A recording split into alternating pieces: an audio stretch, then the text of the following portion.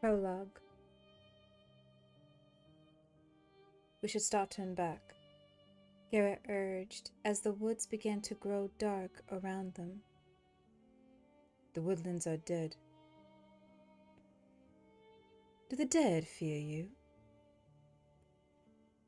𝘕𝘓𝘃𝘠𝘳𝘃𝘠𝘠 asked with just the hint of a smile. Garrett did not rise to the bait. He was an old man, past 50, and he had seen the lordings come and go. Dead is dead, he said. We have no business with the dead. Are they dead? Royce asked softly. What proof have we? Will saw them, Garrett said. If he says they are dead, that's proof enough for me. Will had known they would drag him into the quarrel sooner or later. He wished it had been later rather than sooner. My mother told me that dead men sing no songs, he put in. Ma Wetness said the same thing, Will, Royce replied. Never believe anything you hear at the woman's tit. There are things to be learned even from the dead. His voice echoed, too loud, in the twilit forest. We have a long ride before us, Garrett pointed out. 8 days, maybe 9, and night is falling.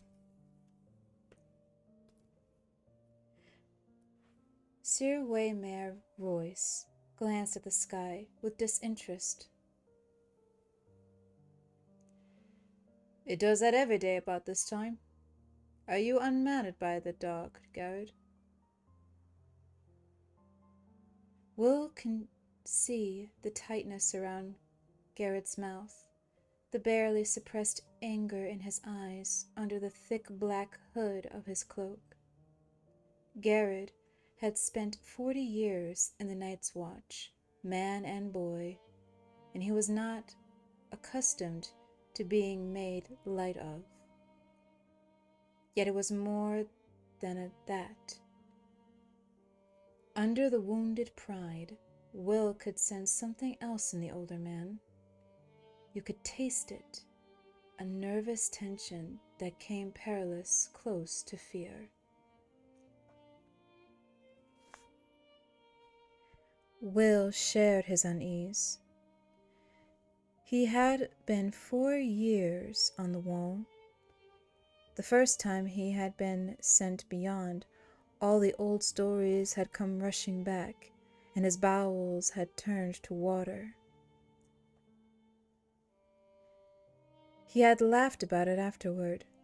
He was a veteran of 100 rangings by now, and the endless dark wilderness that the Southron called the haunted forest had no more terrors for him. Until tonight. Something was different tonight. There was an edge to this darkness that made his hackles rise. 9 days they had been riding, north and northwest, and then north again, farther and farther from the wall, hard on the track of a band of wilding raiders. Each day had been worse than the day that had come before. Today was the worst of all. A cold wind was blowing out of the north, and it made the trees rustle like living things. All day, Will had felt as though something were watching him, something cold and implacable that loved him not. Garrett had felt it too. Will wanted nothing so much as to ride hell-bent for the safety of the wall, but that was not a feeling to share with your commander. especially not a commander like this one. 𝘕𝘕𝘂𝑚𝑒r was the youngest son of an ancient house with too many heirs. He was a handsome youth of 18, grey-eyed and graceful, and slender as a knife. Mounted on his huge black destrier, the knight towered above Will and Garrett on their smaller garrons. He wore black leather boots, black woolen pants, black moleskin gloves, and a fine supple coat of gleaming black ringmail over layers of black wool and boiled leather. 𝘕𝘕𝘂𝑚𝑒r had been a sworn brother of the Night's Watch for less than half a year, but no one could say he had not prepared for his vocation, at least in so far as his wardrobe was concerned. His cloak was his crowning glory, sable, thick and black, and soft as sin. "Bet he killed them all himself, he did," Garrett told the barracks over wine. "Twisted their heads off, our mighty warrior." They had all shared the laugh. "It is hard to take orders from a man you laughed at in your cups," Will reflected as he sat shivering on top his garron. Garrett must have felt the same. "Mormont said as we should track them, and we did," Garrett said. "They're dead. They shan't trouble us no more. There's hard riding before us. I don't like this weather.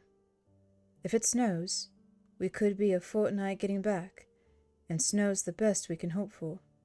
Ever seen an ice storm, my lord?" The lordling seemed not to hear him.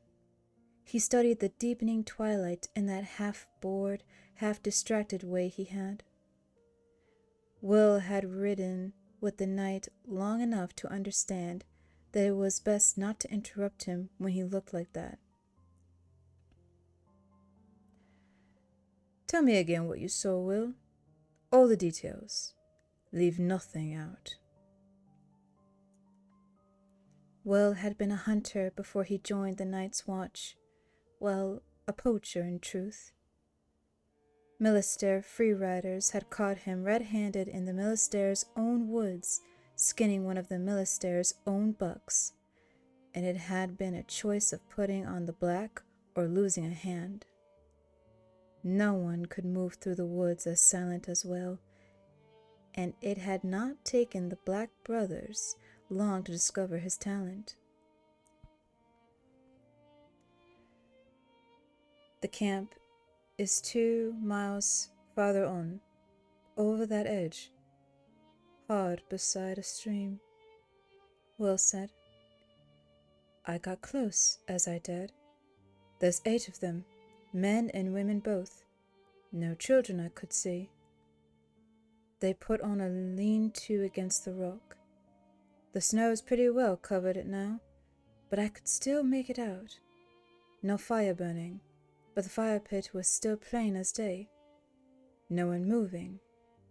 I watched a long time. No living man ever lay so still." "Did you see any blood?" "Well, no," Will admitted. "Did you see any weapons?" "Some swords, a few bows. One man had an axe. Heavy-looking, double-bladed. A cruel piece of iron. It was on the ground beside him, right by his hand." "Did you make note of the position of their bodies?" Will shrugged. "A couple are sitting up against the rock, most of them on the ground, fallen like." "Or sleeping." Royce suggested. Fallen, Will insisted. There's one woman up in Ironwood, half hid in the branches. A fair eyes. He smiled thinly. I took care she never saw me. When I got closer, I saw that she wasn't moving either. Despite himself, he shivered. You have a chill? Royce asked. Some, Will muttered. The wind, my lord. The young knight turned back to his grizzled man-at-arms. Frost-fallen leaves whispered past them, and Royce's destrier moved restlessly. What do you think might have killed these men, Garrett? 𝘕𝘁𝘳𝘁𝘓 asked casually. He adjusted the drape of his long sable cloak. It was the cold, Garrett said with iron certainty. I saw men freeze last winter, and the one before, when I was half a boy. Everyone talks about snow 40 foot deep, and how the ice wind comes howling out of the north. But the real enemy is the cold. It steals up on you quieter than will, and at first you shiver, and your teeth shatter, and you stamp your feet and dream of mulled wine and nice hot fires. It burns, it does. Nothing burns like the cold, but only for a while. Then it gets inside you and starts to fill you up, and after a while, you don't have the strength to fight it. It's easier just to sit down or go to sleep. They say you don't feel any pain toward the end. First, you go weak and drowsy, and everything starts to fade. And then, it's like sinking into a sea of warm milk, peaceful like. Such eloquence, Garrett, 𝘕𝘁𝘁𝘓 observed. I never suspected you had it in you. I've had the cold in me too, lording. Garrett pulled back his hood, giving 𝘕𝘁𝘁𝘓 a good long look at the stumps where his ears had been. 2 ears, 3 toes, and the little finger off my left hand. I got off light. We found my brother frozen at his watch, with a smile on his face. 𝘕𝘁𝘁𝘓 shrugged.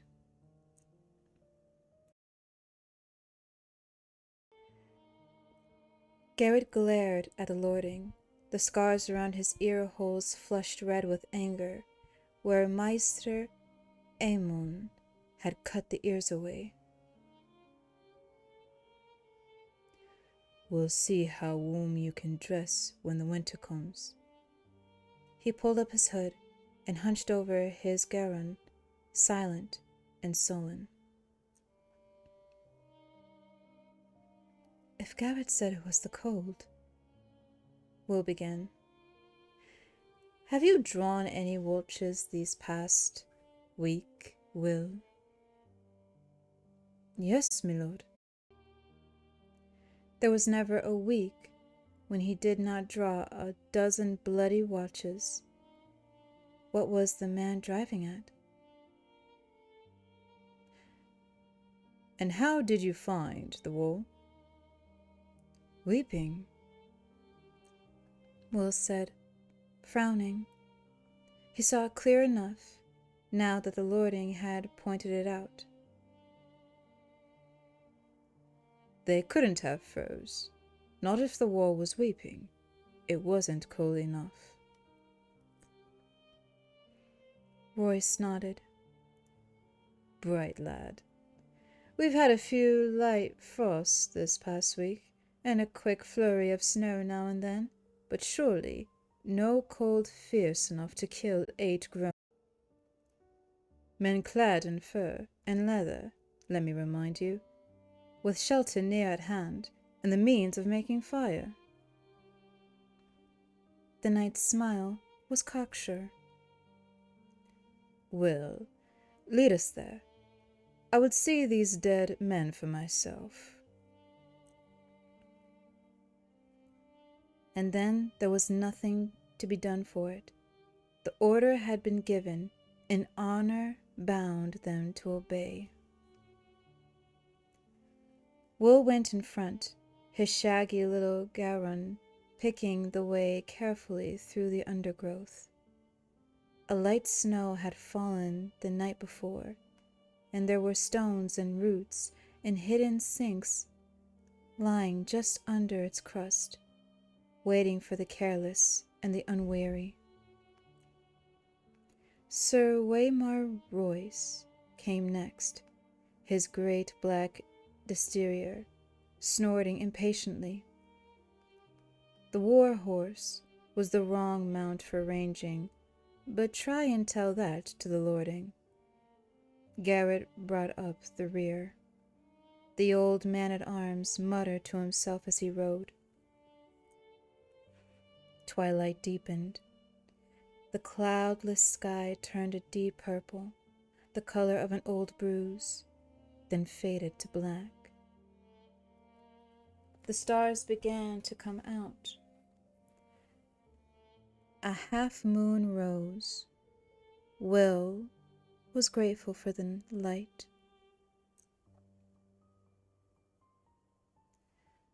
We can make a better pace than this, surely, Roy said when the moon was full risen. Not with this horse, Will said. Fear had made him insolent. Perhaps my lord would care to take the lead? 𝘕𝘢𝘪𝘴𝘵 did not deign to reply. Somewhere off in the wood, a wolf howled.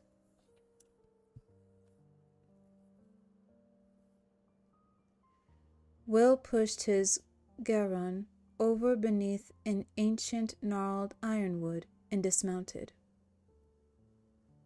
Why are you stopping? 𝘕𝘢𝘪 asked. Best go the rest of the way on foot, my lord. It's just over the ridge. Royce paused a moment, staring off into the distance, his face reflective. A cold wind whispered through the trees. His great sable cloak stirred behind like something half alive. There's something wrong here, Garrett muttered. The young knight gave him a disdainful smile. Is there? Can't you feel it? Garrett asked. Listen to the darkness. Will could feel it. 4 years in the night's watch, and he had never been so afraid. What was it? Wind, trees rustling, a wolf. Which sound is it that unmans you so, Garrett? When Garrett did not answer, Royce slid gracefully from his saddle. He tied the destrier securely to a low-hanging limb, well away from the other horses, and drew his long sword from its sheath. Jewels glittered in its hilt, and the moonlight ran down the shining steel. It was a splendid weapon, castle-forged, and new-made from the look of it. Will doubted it had ever been swung in anger. The trees press close here, Will warned. That sword will tangle you up, my lord. Better a knife. If I need instruction, I will ask for it, the young lord said. Garrett, stay here. Guard the horses. Garrett dismounted. We need a fire. I'll see to it. How big a fool are you, old man? If there are enemies in this wood, a fire is the last thing we want. There's some enemies a fire will keep away, Garrett said. Bears and dire wolves and other things. 𝘕𝘳𝘓𝘃𝑚𝑒𝑟's mouth became a hard line. No fire. Garrett's hood shadowed his face, but Will could see the hard glitter in his eyes as he stared at the night. For a moment, he was afraid the older man would go for his sword. It was a short, ugly thing, its grip discolored by sweat, its edge nicked from hard use. But Will would not have given an iron bob for the lordling's life if Garrett pulled it from its crub.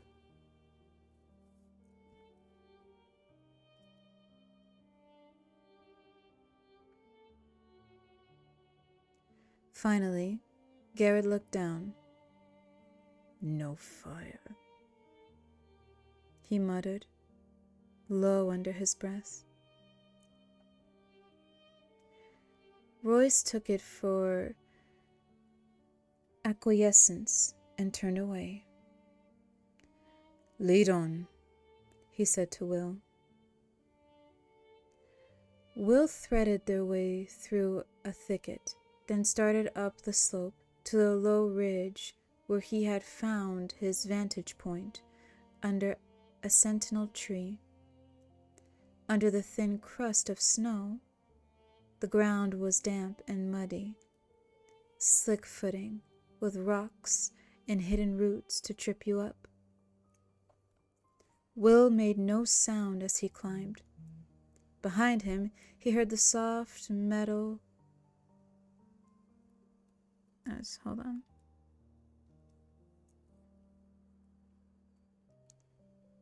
Behind him, he heard the soft metallic slither of the lordling's ring mail, the rustle of leaves, and muttered curses as reaching branches grabbed at his long sword and tugged on his splendid sable cloak. The great sentinel was right there at the top of the ridge, where Will had known it would be, its lowest branches a bare foot off the ground. Will slid in underneath, flat on his belly in the snow and the mud, and looked down on the empty clearing below. His heart stopped in his chest. For a moment he dared not to breathe. Moonlight shone down on the clearing, the ashes of the fire pit, the snow-covered lean-to, the great rock, the little half-frozen stream. Everything was just as it had been a few hours ago. They were gone. All the bodies were gone. Gods! He heard behind him. A sword slashed at a branch as 𝘕𝘓𝑚𝑒𝑟 Royce gained the ridge. He stood there beside the sentinel, long sword in hand, his cloak billowing behind him as the wind came up, outlining nobly against the stars for all to see. Get down, Will whispered urgently. Something's wrong. Royce did not move. He looked down at the empty clearing and laughed. Your dead men seem to have moved camp, Will. Will's voice abandoned him. He groped for words that did not come. It was not possible. His eyes swept back and forth over the abandoned campsite, stopped on the axe. A huge double-bladed battle axe, still lying where he had seen it last, untouched, a valuable weapon. "On your feet, Will," 𝘕𝘳𝑚𝘄𝑚𝑒r commanded. "There's no one here. I won't have you hiding under a bush." Reluctantly, Will obeyed. 𝘕𝑚𝑒r looked him over with open disapproval. "I am not going back to Castle Black a failure on my first ranging. We will find these men." He glanced around. "Up the tree. Be quick about it. Look for a fire." Will turned away, wordless. There was no use to argue. The wind was moving. It cut right through him. He went to the tree, a vaulting gray-green sentinel, and began to climb. Soon his hands were sticky with sap, and he was lost among the needles. Fear filled his gut like a meal he could not digest. He whispered a prayer to the nameless gods of the wood and slipped his dirk free of his sheath. He put it between his teeth to keep both hands free for climbing. The taste of cold iron in his mouth gave him comfort. Down below, the lording called out suddenly, "Who goes there?" Will heard uncertainty in the challenge. He stopped climbing. He listened. The woods gave answer. The rustle of leaves, the icy rush of the stream, a distant hoot of a snow owl. The others made no sound. Will saw movement from the corner of his eye, pale shapes gliding through the wood. He turned his head, glimpsed a white shadow in the darkness. Then it was gone. Branches stirred gently in the wood, scratching at one another with wooden fingers. Will opened his mouth to call down a warning, and the words seemed to freeze in his throat. Perhaps he was wrong. Perhaps it had only been a bird, a reflection in the snow, some trick of the moonlight. What had he seen after all? "Will, where are you?" 𝘕𝘳𝑚𝑒r called up. "Can you see anything?" He was turning in a slow circle, suddenly wary, his sword in hand.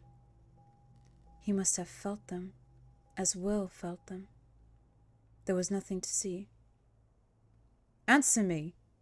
Why is it so cold?"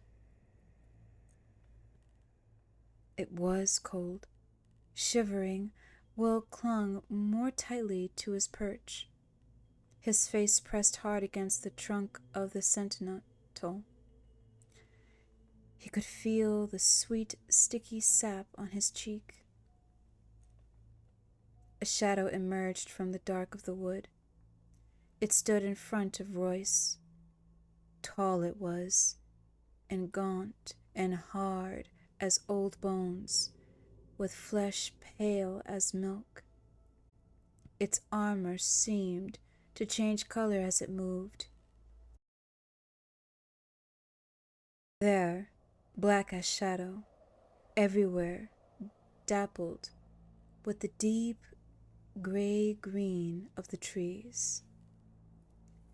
The patterns ran like moonlight on water with every step it took. Will heard the breath go out of 𝘕𝘳𝑚𝑒r Royce in a long hiss. "Come no further," the lording warned. His voice cracked like a boy's. He threw the long sable cloak over his shoulders to free his arms for battle, and took his sword in both hands. The wind had stopped. It was very cold. The other slid forward on silent feet. In its hand was a long sword like none that Will had ever seen. No human metal had gone into the forging of that blade. It was alive with moonlight,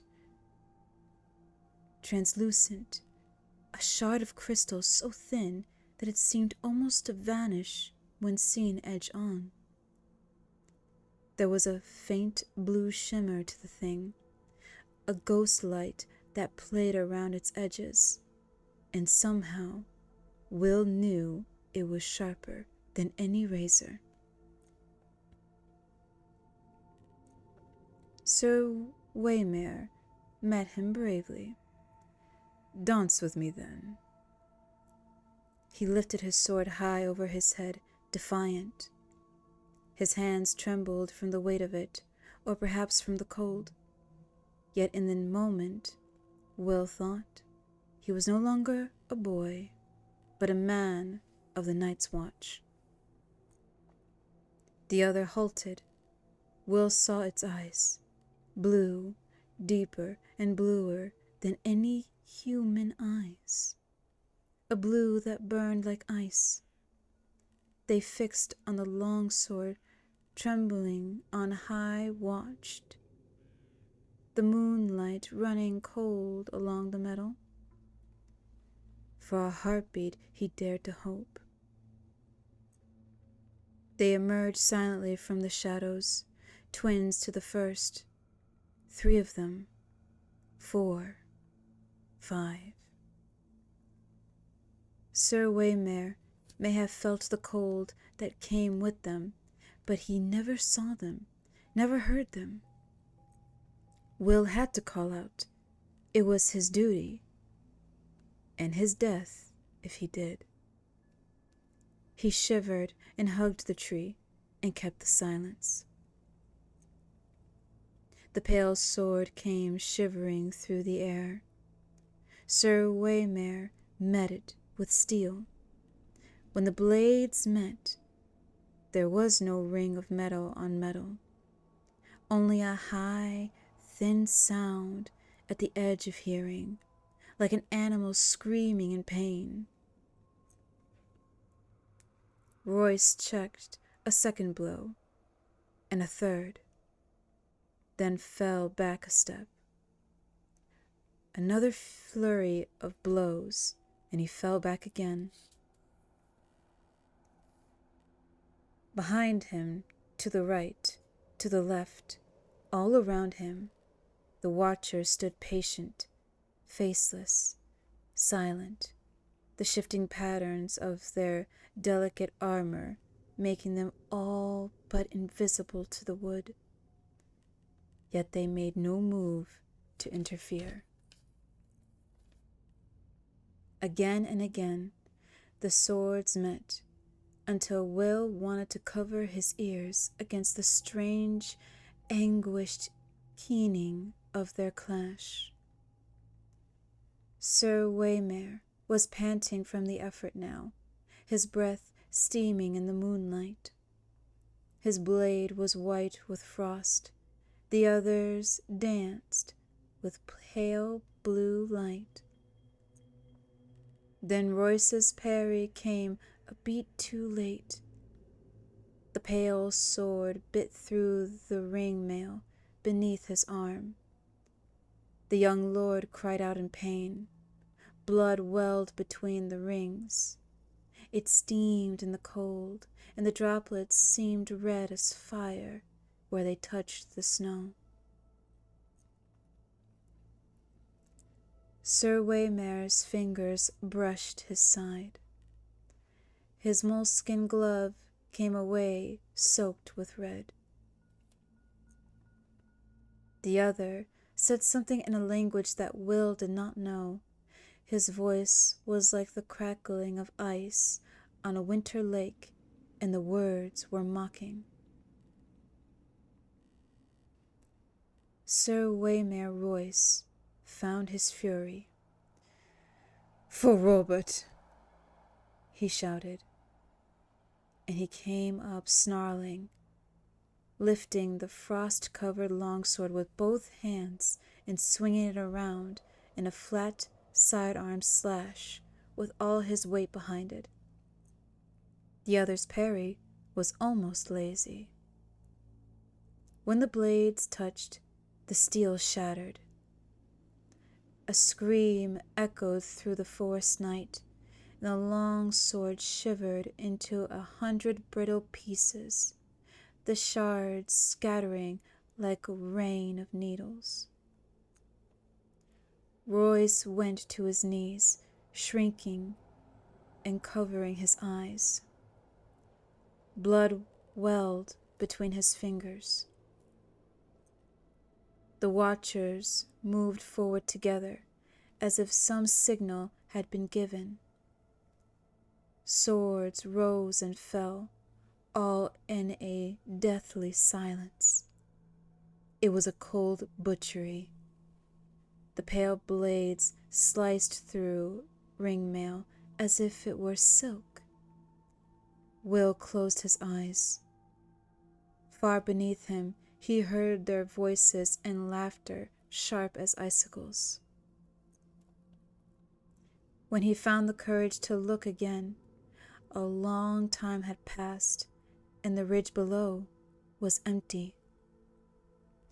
He stayed in the tree, scarce daring to breathe, while the moon crept slowly across the black sky.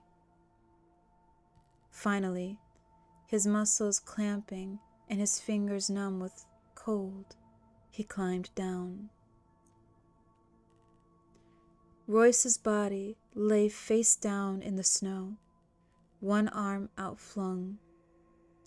The thick sable cloak had been slashed in 12 places. Laying dead like that, you saw how young he was, a boy. He found what was left of the sword a few feet away. The end splintered and twisted like a tree struck by lightning. Will knelt, looked around wearily, and snatched it up. The broken sword. Garrett would know what to make of it, and if not him, then surely that old bear Mormont or Maester Aemon. Would Garrett still be waiting with the horses? He had to hurry. Will rose. 𝘕𝘓𝑚𝑒𝑟𝑒𝑢𝑠 stood over him. His fine clothes were a tatter, his face a ruin. A shard from his sword transfixed the blind white pupil of his left eye. The right eye was open, the pupil burned blue. It saw. The broken sword fell from the nerveless fingers. Will closed his eyes to pray. Long, elegant hands brushed his cheek, then tightened around his throat. They were gloved in the finest moleskin and sticky with blood, yet the touch was icy cold.